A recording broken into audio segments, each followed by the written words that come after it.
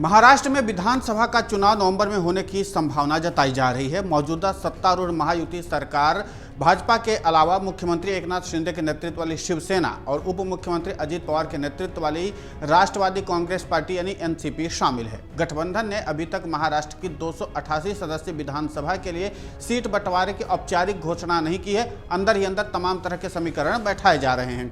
सीटों का विभाजन कैसा होगा, इसका फॉर्मूला क्या होगा, इस तरह के सवाल लगातार उठ रहे हैं। और इन सवालों के बीच में भाजपा की मुंबई इकाई के जो अध्यक्ष हैं आशीष शेलार ने बुधवार को मीडिया से जुड़े एक कार्यक्रम में दावा किया कि महायुति सहयोगियों के बीच केवल 80 सीटों को लेकर के बंटवारा हो सकता है। शेलार ने कहा कि हमारे पास 208 विधायकों का समर्थन है, इसलिए उन सीटों पर चर्चा करने की कोई जरूरत नहीं है। हम शेष 80 सीटों के बंटवारे को लेकर के बातचीत करेंगे। राज्य के पूर्व मंत्री आशीष शेलार ने यह दावा किया कि विधानसभा चुनाव से पहले विपक्षी महाविकास अघाड़ी टूट जाएगा। एमबीए में कांग्रेस, शरद पवार नेतृत्व राष्ट्रवादी कांग्रेस पार्टी और उद्धव ठाकरे नेतृत्व शिवसेना यूबीटी शामिल है। इसी कार्यक्रम में एमबीए की तरफ से शिवसेना यूबीटी के नेता आदित्य ठाकरे ने कहा कि उनके पिता एवं पूर्व महाराष्ट्र के मुख्यमंत्री उद्धव ठाकरे मौजूदा समय में राज्य का सबसे बड़ा और सबसे अधिक स्वीकार्य चेहरा हैं।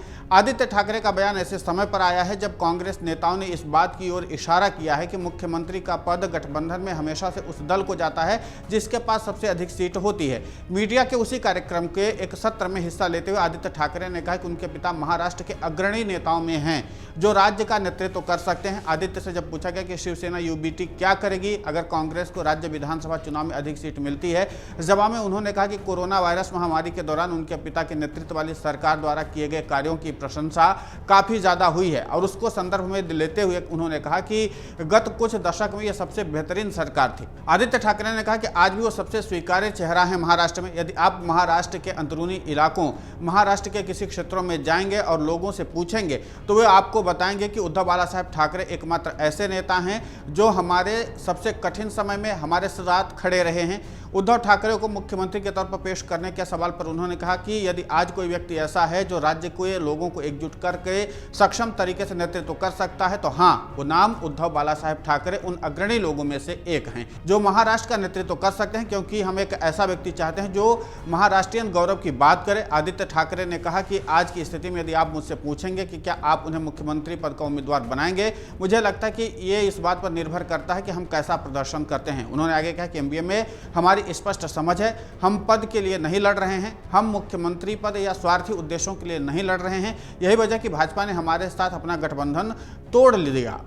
हम महाराष्ट्र के गौरव के लिए लड़ रहे हैं जो भाजपा के कुशासन के कारण खो गया है। हालांकि महाराष्ट्र विधानसभा चुनाव के लिए राजनीतिक दलों ने अभी से कमर कस ली है। चुनाव में महाविकास अघाड़ी को करारी शिकस्त देने के लिए महायुति का प्लान भी तैयार हो गया है। लंबी कवायद के बाद महायुति दलों के बीच सीट शेयरिंग का फॉर्मूला सामने आ रहा है। सूत्रों के मुताबिक अभी ये आधिकारिक तौर पर नहीं है कि सीट शेयरिंग को लेकर के 60 से 70% तक की सीटों पर बातें बन गई हैं।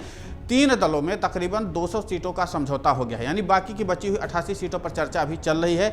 आज या कल तक में इस पर एक बार फिर से चर्चा हो सकती है, सीट शेयरिंग को लेकर के मंथन किया जा सकता है। महायुति की बैठक में 3 दलों के नेताओं के बीच सहमति बनती दिख रही। अभी तक की जानकारी के मुताबिक बीजेपी 155 से 160 सीटों पर चुनाव लड़ सकती है। शिवसेना शिंदे गुट को लेकर के 80 से 85 सीटें मिल सकती हैं, जबकि एनसीपी अजित पवार गुट को 55 से 60 सीटें मिलने की संभावना है। लेकिन देखना दिलचस्प होगा, ये सब कुछ अटकलों पर निर्भर कर रहा है। अभी सब कुछ जो बातें निकल कर आ रही हैं, आगे इस पर क्या मुहर लगती है वो देखना दिलचस्प होगा। अगर आप ये वीडियो YouTube पर देख रहे हैं तो हमारे चैनल को सब्सक्राइब करें और बेल आइकन को दबाना ना भूलें। अगर आप Facebook पर ये वीडियो देख रहे हैं तो हमारे पेज को लाइक करें।